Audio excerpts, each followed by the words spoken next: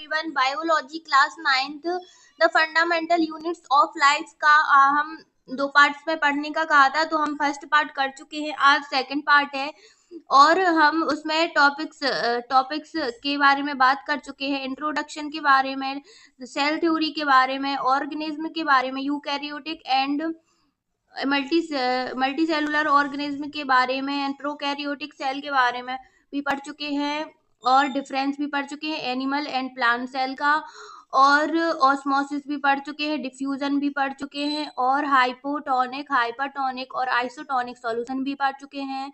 अब हम आज क्या करेंगे, आज इसके आगे कवर करेंगे। तो अगर आपको ये वीडियो पसंद आए तो इस चैनल को सब्सक्राइब करें और 9 से रिलेटेड ऑल चैप्टर्स को पढ़ने के लिए इस चैनल को सब्सक्राइब करें और इससे पहले वाले पार्ट को पढ़ना ना भूलें, तभी आपको समझ आएगा। तो आज हम पढ़ेंगे प्लाज्मा मेम्ब्रेन और सेल मेम्ब्रेन के बारे में। यहाँ से हम आज इस वीडियो में कवर करेंगे, कंटिन्यू करेंगे प्लाज्मा मेम्ब्रेन और सेल मेम्ब्रेन से। तो स्टार्ट करते हैं पढ़ना।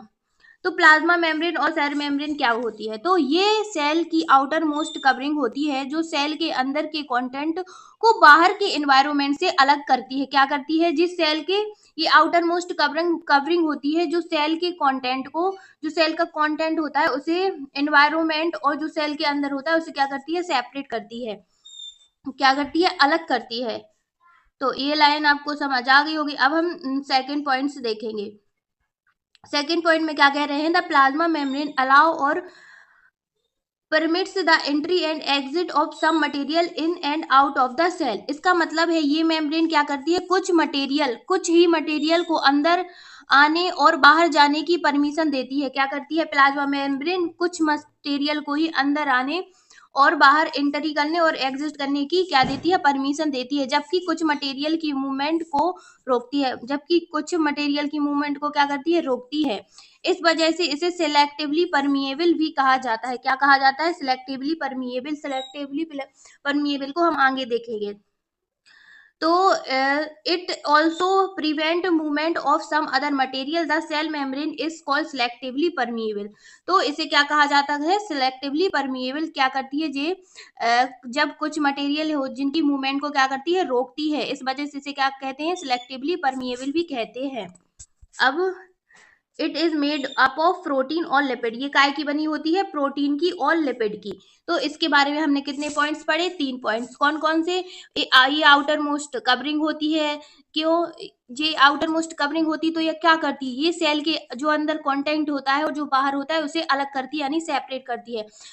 सेकंड पॉइंट हमने पढ़ा कि जो मेम्ब्रेन है वो कुछ ही मटेरियल को परमिशन देती है एग्जिट और इंटर के लिए। थर्ड हमने पढ़ा ये क्या होती है? सिलेक्टिवली परमिएबल, क्योंकि ये कुछ मटेरियल को सिलेक्ट कर करके परमिशन देती है अंदर जाने का और बाहर जाने का। और ये काय से बनी होती है? लिपिड और प्रोटीन।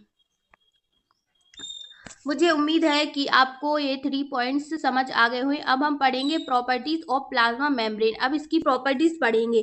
तो इसकी फर्स्ट प्रॉपर्टी है it is flexible, made up of organic molecule called lipid and protein. काय से ये फ्लेक्सिबल होती है और काय से बनी होती है? लिपिड और प्रोटीन से। फ्लेक्सिबिलिटी लिपिड और प्रोटीन से बनी होती है। लिपिड बाइलेयर मेम्ब्रेन होता है या मेन स्ट्रक्चर होता है जिसमें प्रोटीन एम्बेडेड होते हैं। ये प्रोटीन वेरियस फंक्शन परफॉर्म करते हैं जैसे कि ट्रांसपोर्ट, सिग्नलिंग और सेल रिकॉग्नाइजेशन। आया समझ? तो अब हम समझते हैं एक वर्ड बाय वर्ड। ये फ्लेक्सिबिलिटी क्या होती है? तो properties of plasma membrane, flexibility क्या होती है? इस जो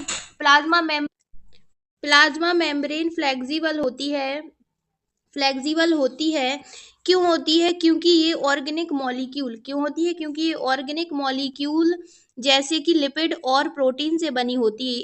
पहला पॉइंट, प्लाज्मा मेम्ब्रेन क्या होती है? फ्लेक्सिबल होती है। अब इसके बाद फ्लेक्सिबल क्यों होती है? क्योंकि ये ऑर्गेनिक मॉलिक्यूल जैसे कि लिपिड और प्रोटीन से क्या होती है? बनी होती है। इस फ्लेक्सिबिलिटी की वजह से सेल अपने शेप चेंज कर सकते हैं। इस फ्लेक्सिबिलिटी का काम क्या है? इसका काम है कि इस फ्लेक्सिबिलिटी से सेल क्या करेंगे? अपना शेप चेंज कर सकते हैं। अब क्या है? एक वर्ड है इसमें एंडोसाइटोसिस, एंडोसाइटोसिस से आप क्या समझते हैं? एंडोसाइटोसिस का मतलब है कि इस फ्लेक्सिबिलिटी की वजह से सेल एक्सटर्नल क्या एनवायरमेंट से खाना और दूसरे मटेरियल को इन गल्फ कर सकते हैं। क्या कर सकते हैं? इनगल्फ कर सकते हैं। इस प्रोसेस को एंडोसाइटोसिस कहते हैं। एंडोसाइटोसिस किसे कहते हैं? एंडोसाइटोसिस का मतलब कि जो फ्लेक्सिबिलिटी की वजह से सेल एक्सटर्नल एनवायरनमेंट से खाना और दूसरे मटेरियल को इनगोल्फ कर सकते हैं, उसे हम क्या कहते हैं? एंडोसाइटोसिस कहते हैं। इस प्रोसेस को एंडोसाइटोसिस कहते हैं। जैसे कि अमीबा अपने खाना इस प्रोसेस के थ्रू एक्वायर करता है। एंडोसाइटोसिस का एग्जाम्पल है अमीबा। अमीबा इस प्रोसेस के थ्रू क्या करता है? अपने खाना को इस प्रोसेस के थ्रू एक्वायर करता है एंडोसाइटोसिस के जरिए। अब हम पढ़ेंगे फंक्शन ऑफ प्लाज्मा मेम्ब्रेन। तो क्या है फंक्शन ऑफ प्लाज्मा मेम्ब्रेन? सबसे पहले तो ये सिलेक्टिवली परमिएबल है। सबसे पहले ये क्या है? सिलेक्टिवली परमिएबल है। जो प्लाज्मा मेम्ब्रेन कुछ मटेरियल को सेल के अंदर आने और बाहर जाने की परमिशन देता है, जबकि कुछ मटेरियल को रोकती है। इस वजह से ये सिलेक्टिवली परमिएबल मेम्ब्रेन है। क्या है? सिलेक्टिवली परमिएबल मेम्ब्रेन है। Permit entry and exit of some material and out of the cell. इसका मतलब ये क्या है? सिलेक्टिवली परमिएबल है। अब second point, the prevent movement of some other material not require for the all cell, it is act like selectively permeable membrane. इसका मतलब क्या है? इसका मतलब भी वही है कि ये क्या करती है? परमिशन देती है एंटर और एग्जिट के लिए। अब थर्ड पॉइंट अब है सेल वॉल। अब है क्या है? Cell wall. तो सेल वॉल को पढ़ते हैं। ये क्या है? Cell wall an other rigid outer covering of addition to plasma membrane found in plant cell. The cell wall is lie outside the plasma membrane. Rigid outer covering, cell wall एक rigid outer covering होती है जो plant cell के लिए plasma membrane के अलावा होती है। प्लांट सेल में प्लाज्मा मेम्ब्रेन के अलावा होती है। ये प्लाज्मा मेम्ब्रेन की क्या होती है? बाहर होती है। क्या होती है? बाहर। Cell wall. अब हम पढ़ेंगे कंपोजिशन। तो क्या होता है कि composition plant cell wall mainly cellulose से बनी होती है। सेल वॉल काय से बनी होती है? मेनली सेलुलोज से बनी होती है। सेल्यूलोज एक कॉम्प्लेक्स सब्सटेंस है जो प्लांट को स्ट्रक्चरली स्ट्रेंथ प्रदान करता है। क्या करता है? स्ट्रक्चरली स्ट्रेंथ प्रोवाइड करता है। Function of cell wall. अब सेल वॉल के फंक्शन पढ़ेंगे। Withstand cell wall permit the cell plants fungi bacteria and withstand very dilute hypotonic external media without busting. इसका मतलब है विथ स्टैंडिंग हाइपोटोनिक मीडिया में cell wall plant fungi और bacteria के cell को क्या करती है? बहुत डाइल्यूट करती है, यानी हाइपोटोनिक एक्सटर्नल मीडिया में सरवाइव करने की एबिलिटी देती है, बिना क्या हुए? वस्ट हुए, फटे हुए। अब हम पढ़ेंगे in such media the cell tend to make up water by osmosis the cell soil building up pressure against the cell wall. The wall exerted an equal pressure against the swollen cell. इसका मतलब है कि जो osmosis and टर्जर pressure, जब cell एक ऐसे media में water लेती है ऑस्मोसिस के थ्रू, सेल स्वेल हो जाते हैं। क्या हो जाते हैं? फूल जाते हैं। इस स्वेलिंग से सेल वॉल प्रेशर बनाती है। क्या बनाती है? प्रेशर बनाती है। सेल वॉल का प्रेशर का इक्वल प्रेशर उतरता है, जिससे सेल को शेप और स्ट्रेंथ क्या मिलती है? प्रॉपर्टीज और फंक्शन सेल वॉल को प्लांट सेल के लिए बहुत इंपॉर्टेंट है। Cell wall is another rigid covering, ये वही है, ये डबल हो गया। फंक्शन ऑफ सेल वॉल, ये न्यूक्लियस का एक पार्ट है जो न्यूक्लियस का एक पार्ट है जो राइबोसोम प्रोडक्शन में मदद करता है। क्या करता है? राइबोसोम प्रोडक्शन में मदद करता है। न्यूक्लियोप्लाज्म, ये न्यूक्लियस के अंदर का जेल लाइक सब्सटेंस है जिसमें जेनेटिक मटेरियल और न्यूक्लियोलस प्रेजेंट होता है। क्रोमैटिन, ये डीएनए और प्रोटीन का कॉम्प्लेक्स है जो जेनेटिक इंफॉर्मेशन को स्टोर करता है। न्यूक्लियर पोर ये स्मॉल ओपनिंग है जो न्यूक्लियस और साइटोप्लाज्म के बीच ट्रांसपोर्ट को अलाउ करता है, जैसे मॉलिक्यूल जैसे आरएनए और प्रोटीन न्यूक्लियस के अंदर और बाहर जाते हैं। ये सब कंपोनेंट्स और प्रोसेस मिलकर सेल के फंक्शन को क्या करते हैं, कंट्रोल करते हैं। न्यूक्लियस का कंपोजिशन, न्यूक्लियस का कंपोजिशन तो सबसे पहले क्या करेंगे, न्यूक्लियस का कंपो समझने के लिए कुछ इंपॉर्टेंट पॉइंट है। न्यूक्लियर मेम्ब्रेन क्या होती है, सबसे पहले ये रही न्यूक्लियर मेम्ब्रेन। हम पहले न्यूक्लियर मेम्ब्रेन को समझेंगे। तो न्यूक्लियर के आसपास डबल लेयर कवरिंग होती है जिसे हम क्या कहते हैं, न्यूक्लियर मेम्ब्रेन या न्यूक्लियर एनवलप कहते हैं। न्यूक्लियर मेम्ब्रेन को ही क्या कहते हैं, न्यूक्लियर एनवलप कहते हैं। ये मेम्ब्रेन न्यूक्लियस के कंटेंट को साइटोप्लाज्म प्लाज्म से क्या करती है, अलग रखती है। जो न्यूक्लियस है के कंटेंट को साइटोप्लाज्म से अलग रखती है। अब हम पढ़ेंगे न्यूक्लियर पोर क्या होता है। न्यूक्लियर पोर, तो न्यूक्लियर पोर, न्यूक्लियर मेम्ब्रेन में पोर होते हैं जो बड़े प्रोटीन कॉम्प्लेक्स हैं। ये पोर मटेरियल को न्यूक्लियस के अंदर और बाहर ट्रांसपोर्ट करने की इजाजत देते हैं। इसका मतलब है कि आरएनए और प्रोटीन जैसे जरूरी मॉलिक्यूल न्यूक्लियस से साइटोप्लाज्म में या वापस आ सकते हैं। अब थर्ड बर्ड, क्रोमोजोम्स। तो क्रोमोजोम्स न्यूक्लियस के स्ट्रक्चर होते हैं। क्या होते हैं, न्यूक्लियस के स्ट्रक्चर होते हैं, डीएनए और प्रोटीन से बने होते हैं। ये क्रोमोजोम आमतौर पर सेल डिवीजन के वजह से दिखते हैं, जब ये टाइटली कॉइल्ड और रॉड शेप्ड टाइटली पैक्ड और रॉड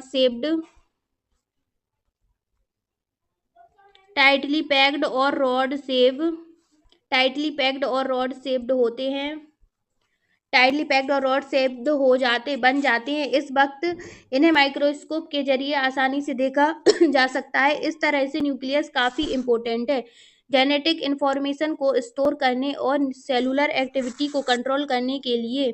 ये न्यूक्लियस के कंपोजिशन का एक छोटा ओवरव्यू है। क्या है, एक छोटा ओवरव्यू है। अब हम पढ़ेंगे फंक्शन ऑफ क्रोमोजोम्स। तो क्रोमोजोम के फंक्शन को समझने के लिए कुछ इंपॉर्टेंट पॉइंट हैं। तो सबसे पहले है, अब ये क्रोमेटिन मटेरियल क्या होता है। तो क्रोमेटिन मटेरियल क्या होता है, ये जब सेल डिवाइड नहीं होता, मतलब जब सेल डिवाइड नहीं हो रहा होता, तब ये डीएनए क्रोमेटिन मटेरियल के रूप में प्रेजेंट होता है। क्रोमेटिन एक लोज स्ट्रक्चर है जो डीएनए को ऑर्गेनाइज करने और जीन को एक्सप्रेस करने में मदद करता है। इस तरह से क्रोमोजोम काफी क्या है, जरूरी है inheritance cell of organisation gene expression के लिए। अब क्रोमेटिन का स्ट्रक्चर देखते हैं। तो क्या होता है, क्रोमेटिन मटेरियल को समझने के लिए कुछ की, जैसे कि स्ट्रक्चर ऑफ क्रोमेटिन। तो क्रोमेटिन मटेरियल एक इंटेंगिल्ड मास है जो थ्रेड लाइक स्ट्रक्चर की तरह दिखाई देता है। ये डीएनए और प्रोटीन का कॉम्बिनेशन होता है। काय काय का कॉम्बिनेशन होता है, डीएनए और प्रोटीन का कॉम्बिनेशन होता है। डीएनए और प्रोटीन का कॉम्बिनेशन होता है जो सेल के अंदर ऑर्गेनाइज होता है। काय के अंदर ऑर्गेनाइज होता है, सेल के अंदर ऑर्गेनाइज होता है। इसमें एक और पॉइंट है, सेल डिवीजन। तो जब सेल डिवाइड होने वाला होता है तब ये क्रोमेटिन मटेरियल ऑर्गेनाइज होके क्रोमोजोम इसलिए होते हैं ताकि सेल डिवीजन के ड्यूरिंग डीएनए को प्रॉपर्ली डिस्ट्रीब्यूट किया जा सके।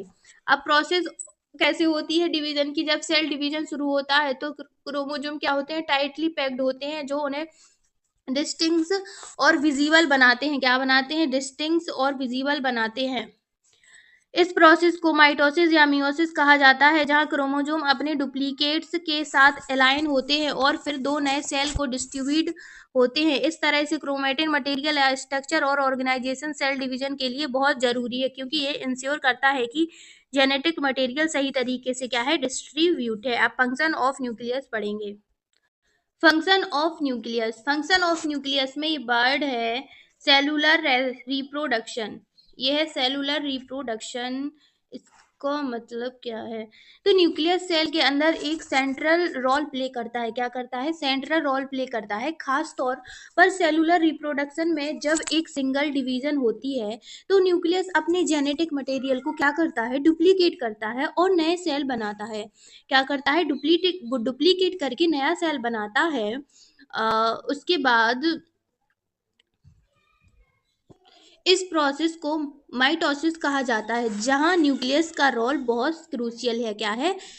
बहुत क्रूशियल है। जहां न्यूक्लियस डिवाइड होता है उस प्रोसेस को माइटोसिस कहते हैं। क्या कहते हैं? माइटोसिस कहते हैं। अब यहाँ देखिए, ये वर्ड है सेल डेवलपमेंट। तो सेल डेवलपमेंट कैसे होता है, इस पॉइंट पे हम समझेंगे। तो न्यूक्लियस सिर्फ रिप्रोडक्शन तक ही सीमित नहीं है, मतलब रिप्रोडक्शन तक ही नहीं डिवाइड होता है, बल्कि ये सेल की डेवलपमेंट को भी इन्फ्लुएंस करता है। क्या करता है? सेल के डेवलपमेंट को भी इन्फ्लुएंस करता है। न्यूक्लियस में मौजूद जीन जो डीएनए के रूप में होते हैं, जो न्यूक्लियस में जीन है वो क्या होते हैं? डीएनए के रूप में होते हैं। ये डिसाइड करते हैं कि सेल जैसे डेवलप होगा और मैच्योर होने पर किस फॉर्म को एग्जिबिट करेगा। ये जीन सेल की केमिकल एक्टिविटी करेगा। ये जीन सेल की केमिकल एक्टिविटी को डायरेक्ट करते हैं, जैसे कि प्रोटीन सिंथेसिस और मेटाबॉलिज्म। अब केमिकल एक्टिविटीज क्या होता है? तो यहाँ एक वर्ड है केमिकल एक्टिविटी। तो इससे हम समझते हैं कि न्यूक्लियस सेल के अंदर होने वाली केमिकल रिएक्शन, मतलब जो न्यूक्लियस के अंदर केमिकल रिएक्शन होती हैं उनको क्या करता है? रेगुलेट करता है। ये इंश्योर करता है कि ये सेल की क्या है? सेल की फंक्शन सही तरीके से हो रहे हैं और सेल अपने एनवायरनमेंट के हिसाब से रिस्पॉन्ड कर रहा है। इस वजह से न्यूक्लियस सेल की लाइफ साइकिल और डेवलपमेंट के लिए एक कंट्रोल रोल प्ले करता है, जो कि सेल के प्रॉपर फंक्शन के लिए क्या है? जरूरी है। क्या है? जरूरी है। मुझे उम्मीद है कि आपको समझ आ रहा होगा। अब कंटिन्यू करते हैं न्यूक्लियोइड। तो न्यूक्लियोइड क्या होता है? तो न्यूक्लियोइड को समझने के लिए कुछ की पॉइंट्स हैं, जैसे कि न्यूक्लियोइड की डेफिनेशन। तो डेफिनेशन क्या होती है न्यूक्लियोइड की? तो न्यूक्लियोइड एक ऐसा एरिया है। न्यूक्लियोइड क्या है? न्यूक्लियोइड क्या है? एक एरिया है, ऐसा एरिया है जो कुछ ऑर्गेनिज्म क्या करता है? कुछ ऑर्गेनिज्म जैसे कि बैक्टीरिया हुआ में पाया जाता है। काय में पाया जाता है? पाया जाता है बैक्टीरिया में पाया जाता है। सेल के अंदर न्यूक्लियर रीजन रिप्रेजेंट होता है। सेल के अंदर न्यूक्लियर रीजन भी होता है, लेकिन इसमें न्यूक्लियर मेम्ब्रेन नहीं होती, इसलिए ये पुअरली डिफाइन होता है। न्यूक्लियस तो रिप्रेजेंट होता है पर न्यूक्लियर मेम्ब्रेन नहीं होती, इसलिए क्या होता है? प्योरली डिफाइंड होता है।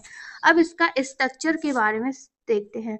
तो इसका स्ट्रक्चर, न्यूक्लियोइड में सिर्फ न्यूक्लिक एसिड होते हैं। क्या होते हैं? न्यूक्लिक एसिड होते हैं, जो कि डीएनए के फॉर्म में होते हैं। काय के फॉर्म में होते हैं? डीएनए के फॉर्म में होते हैं। ये डीएनए सेल के जेनेटिक इंफॉर्मेशन को स्टोर करता है, लेकिन क्योंकि इनमें कोई मेम्ब्रेन नहीं होती, इसलिए ये न्यूक्लियस जैसे ऑर्गेनाइज्ड स्ट्रक्चर नहीं होता।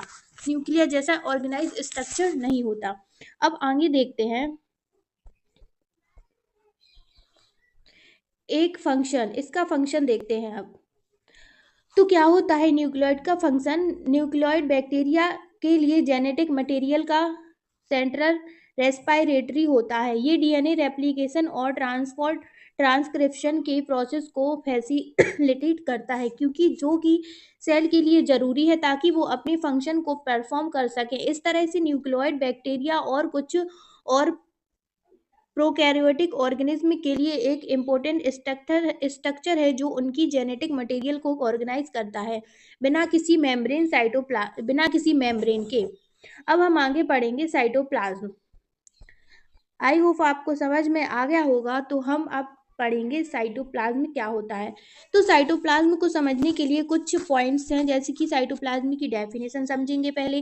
तो साइटोप्लाज्म सेल के प्लाज्मा मेम्ब्रेन के अंदर होता है। कहाँ होता है? साइटोप्लाज्म प्लाज्मा मेम्ब्रेन के अंदर होता है।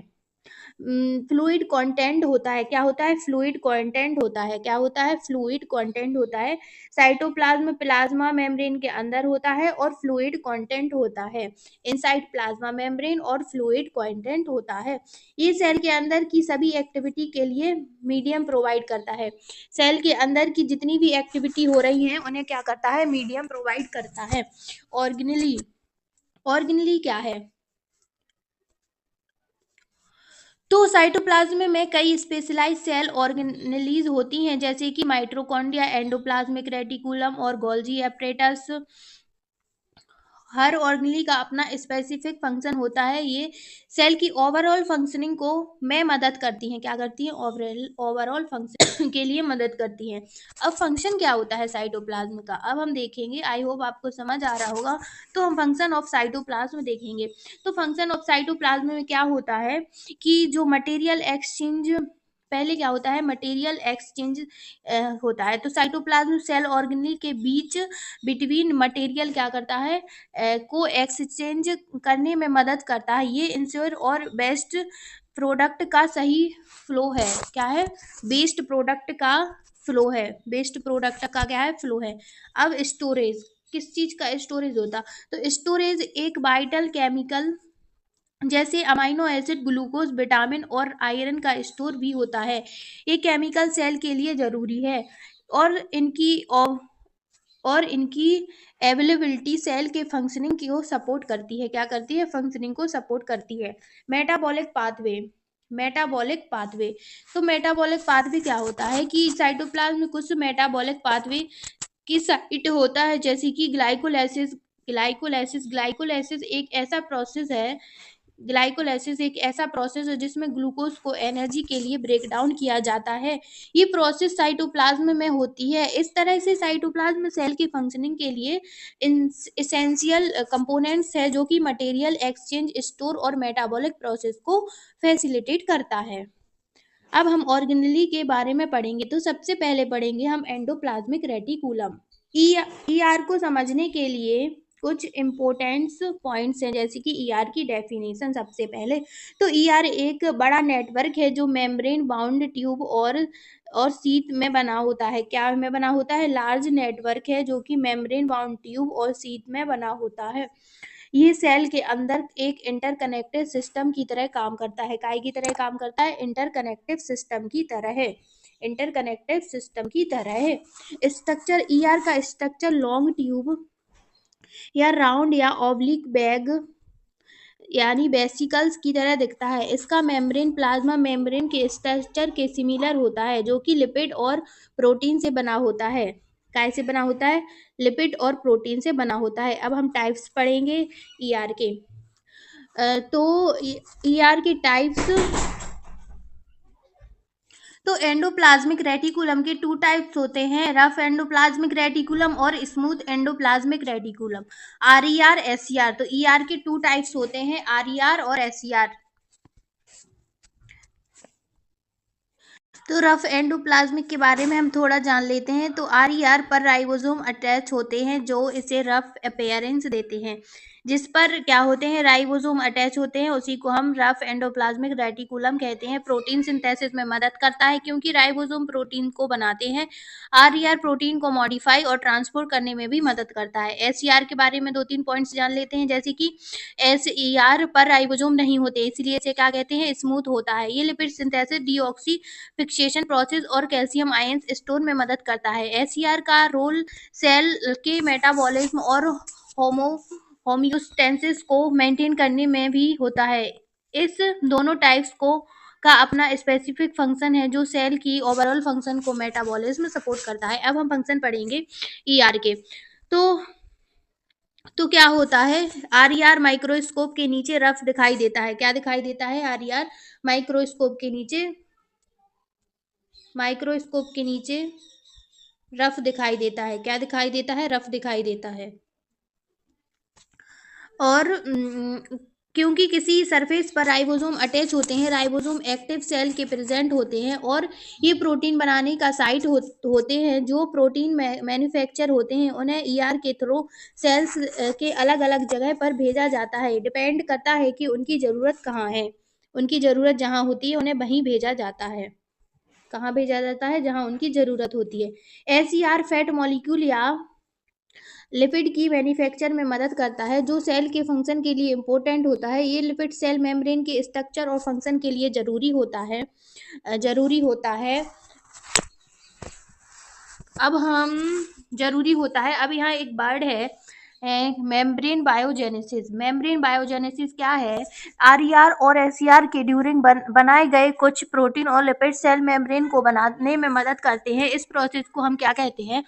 मेम्ब्रेन बायोजेनेसिस कहा जाता है। ये प्रोसेस सेल के इंटरजिटी और फंक्शनैलिटी को मेंटेन करते हैं। क्रूशियल है इस फंक्शन के जरिए ईआर सेल के मेटाबॉलिज्म और ओवरऑल फंक्शनिंग को सपोर्ट करता है। क्या करता है? सपोर्ट करता है।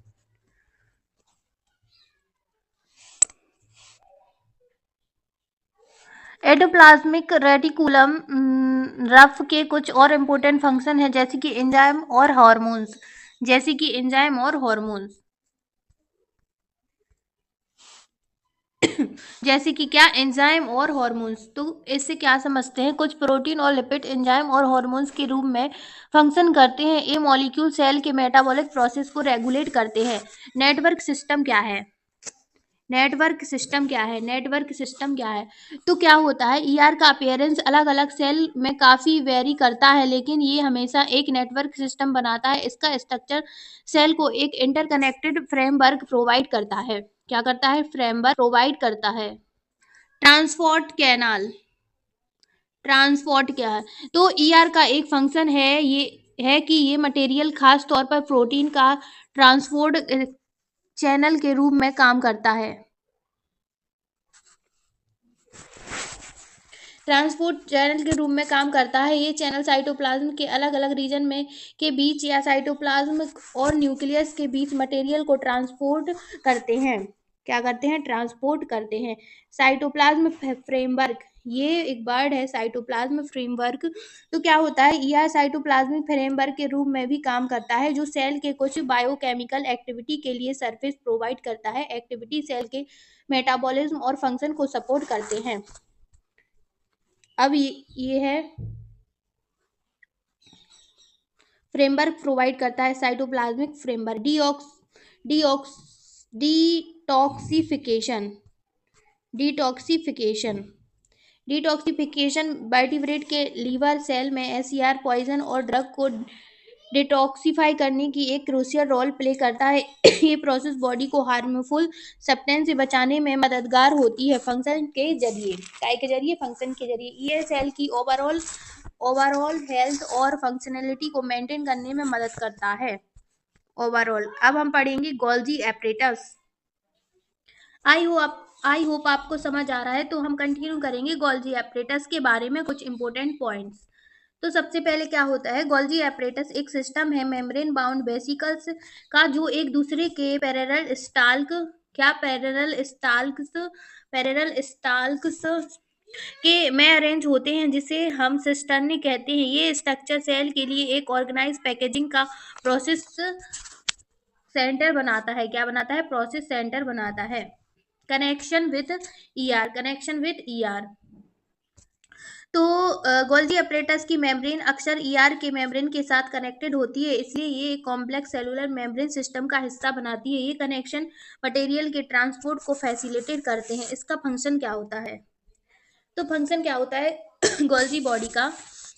तो गोल्जी अपरेटस का मेन फंक्शन ये है कि जो मटेरियल ईआर के पास सिंथेसिस होता है, जो मटेरियल ईआर के पास सिंथेसिस होता है, उसे पैकेज करके सेल के अंदर और बाहर बेसिकल टारगेट्स पर डिस्पैच किया जाता है। ये प्रोसेस सेल के लिए बहुत ज़रूरी है, क्योंकि इस प्रोडक्ट को सही जगह पर पहुंचाता होता है। स्टोरेज, अभी काय किस चीज़ का स्टोरेज करता है? सो स्टोरेज मैन्युफैक्चरेशन एक पैकेजिंग गोल्जी अपरेटस का फंक्शन में प्रोवाइड प्रोडक्ट का स्टोरेज, उसकी मॉडिफिकेशन और वेसिकल्स पैकेजिंग शामिल है। इसका मतलब है कुछ से केसेस में कॉम्प्लेक्स शुगर को सिंपल शुगर से बनाए जा सकता है।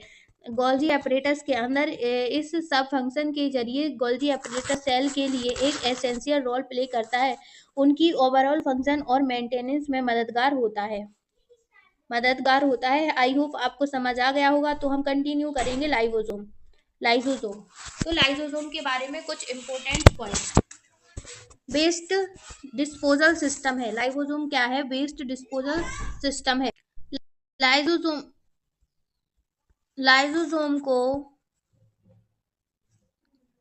लाइसोसोम को सेल का वेस्ट डिस्पोजल सिस्टम कहा जाता है। ये सेल को क्लीन रखने में मदद करता है। क्या करता है? सेल को क्लीन रखने में मदद करता है। डाइजेस्टिंग फॉर्गन मार्टिकल्स, लाइसोसोम फॉर्गन मटेरियल जैसे कि बैक्टीरिया या खाना को डाइजेस्ट करने में मदद करते हैं। इसका अलावा ये पूरे सेल ऑर्गेनली को भी डाइजेस्ट करते हैं। सेल ऑर्गेनली को भी क्या करते हैं, डाइजेस्ट करते हैं। लाइसोसोम के स्ट्रक्चर मेम्ब्रेन बाउंड होती है, जिसके सेक होते हैं जो डाइजेस्ट एंजाइम से भरे होते हैं। एंजाइम सेल के अंदर आने वाले अनवांटेड मटेरियल को तोड़ने में मदद करते हैं। क्या करते हैं, तोड़ने में मदद करते हैं। लाइसोसोम,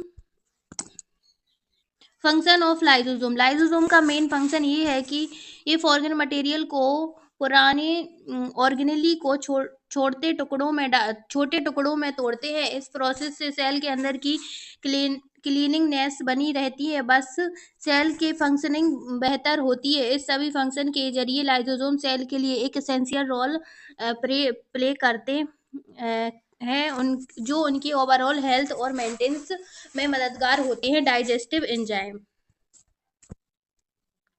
डाइजेस्टिव एंजाइम लाइसोसोम में पावरफुल डाइजेस्टिव एंजाइम होते हैं जो आरईआर में बनते हैं। ये एंजाइम ऑर्गेनिक मटेरियल को तोड़ने की एबिलिटी, ब्रेक डाउन करने की एबिलिटी रखते हैं, जो सेल के लिए जरूरी होते हैं। सेलुलर मेटाबॉलिज्म डिस्टर्बेंस,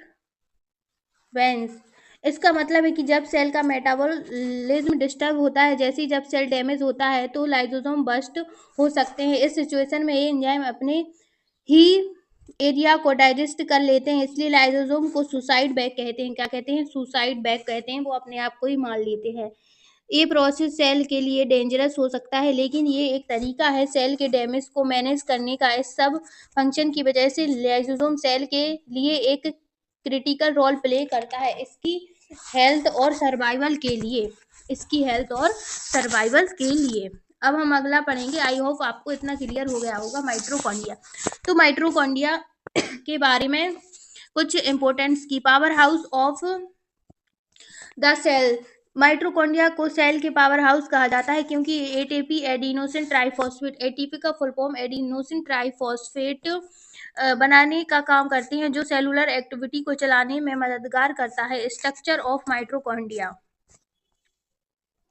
तो क्या होता है, माइट्रोकॉन्ड्रिया दो मेम्ब्रेन कवरिंग से घिरा होते हैं। आउटर मेम्ब्रेन, ये बहुत प्रोसेस होती है जो मॉलिक्यूल को अंदर बाहर जाने की सुविधा देती है। इनर मेम्ब्रेन, ये डीपली फोल्डेड होती है और इन फोल्ड को क्रिस्टे कहा जाता है। इस फोल्ड की वजह से सरफेस एरिया काफी बढ़ जाता है, जो एटीपी जनरेटिंग केमिकल रिएक्शन के लिए जरूरी है। माइट्रोकॉन्ड्रिया का ये स्ट्रक्चर उनकी एफिशिएंसी को ऑप्टिमाइज करता है, जिससे सेल के ओवरऑल फंक्शनिंग में सुधार होता है। फंक्शन ऑफ माइट्रोकॉन्ड्रिया, क्या होता है, energy production, mitochondria energy ATP के फॉर्म में रिलीज करता है। ये एनर्जी वेरियस केमिकल एक्टिविटी को चलाने में मदद करती है। एटीपी का करेंसी है, ATP as a currency, ATP को सेल का एनर्जी को नए केमिकल कंपाउंड बनाने और मैकेनिकल वर्क करने के लिए यूज करती है। इसका मतलब है कि एटीपी के बिना सेल की एक्टिविटी नहीं चल सकती।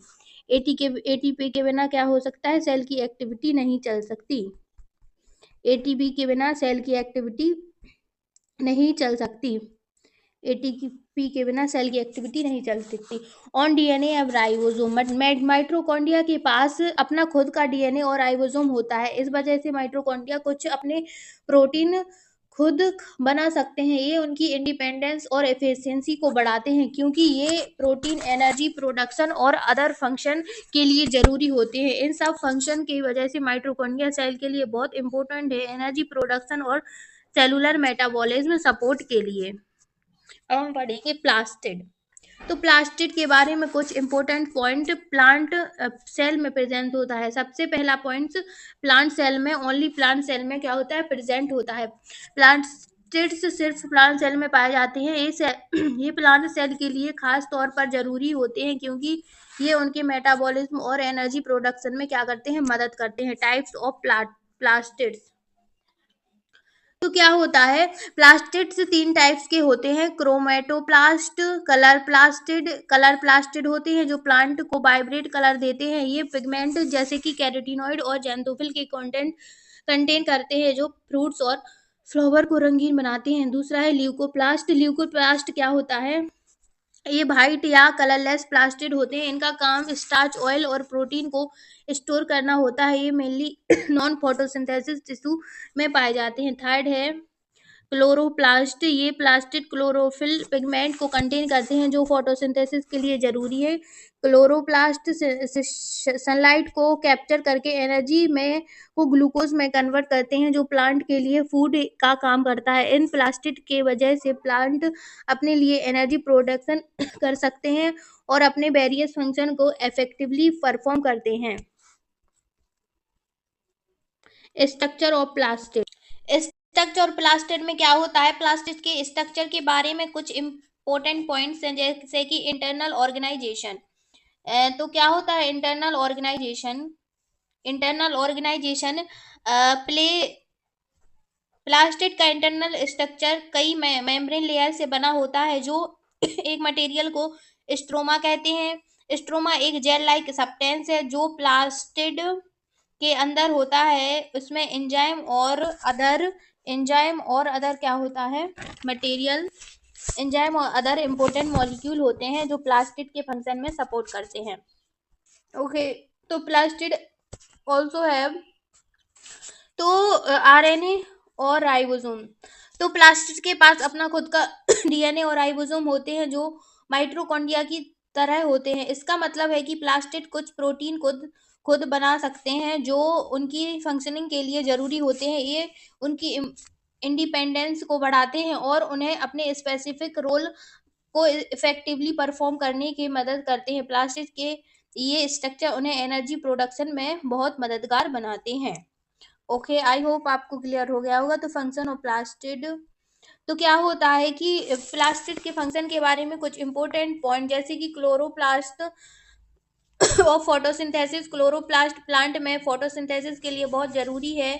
ये सनलाइट और कैप्चर करते हैं और उस एनर्जी को ग्लूकोज में कन्वर्ट करते हैं जो प्लांट के लिए फूड का कार्य करता है। ये प्रोसेस ऑक्सीजन को रिलीज करता है, एनवायरमेंट के लिए बेनिफिशियल है।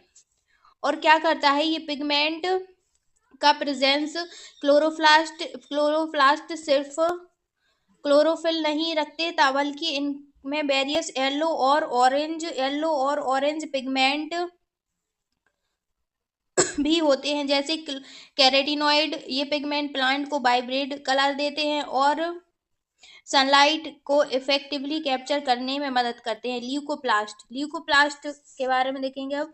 ल्यूकोप्लास्ट का मेन फंक्शन मटेरियल को स्टोर करना होता है। ये स्टार्च, ऑयल और प्रोटीन ग्रेन्यूल्स को स्टोर करते हैं। ये प्राइमरली नॉन फोटोसिंथेसिस टिश्यू में पाए जाते हैं जहां इनका रोल एनर्जी स्टोर और मेटाबॉलिज्म में होता है। ये फंक्शन प्लास्टिड को प्लांट्स के लिए इसेंशियल बनाते हैं क्योंकि ये उनकी ग्रोथ, एनर्जी प्रोडक्शन और ओवरऑल हेल्थ में क्या है मददगार है।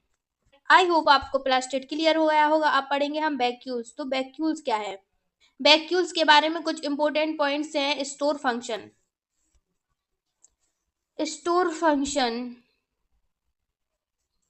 तो स्टोर वैक्यूल्स स्टोर सैक होते हैं जो सॉलिड या लिक्विड कंटेंट को स्टोर करते हैं। एनिमल सेल में वैक्यूल छोटे होते हैं जबकि प्लांट सेल में क्या होते हैं? बड़े होते हैं। एनिमल सेल में छोटे होते हैं, प्लांट सेल में बड़े होते हैं। फंक्शन ऑफ वैक्यूल, तो क्या होता है? Central vacuoles in plant cell. कुछ प्लांट सेल का सेंट्रल वैक्यूल सेल के वॉल्यूम का 50 से 90% ऑक्यूपाई कर सकता है। ये वैक्यूल सेल शेप में भरा होता है जो सेल को टर्जिडिटी और रैपिडिटी प्रोवाइड करता है। इस प्लांट सेल के सपोर्ट मिलता है और ये उन्हें शेप मेंटेन करने में मदद करता है। स्टोरेज ऑफ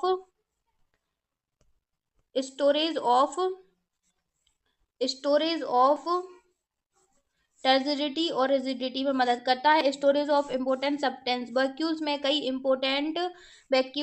इंपोर्टेंट क्या होते हैं? सब्सटेंस स्टोर होते हैं, जैसे कि amino acid, sugar, various organic acid और कुछ प्रोटीन्स। ये सब प्लांट सेल के लिए लाइफ के लिए जरूरी हैं। Food vacuoles in single cell. Food vacuole in single cells का क्या मतलब है?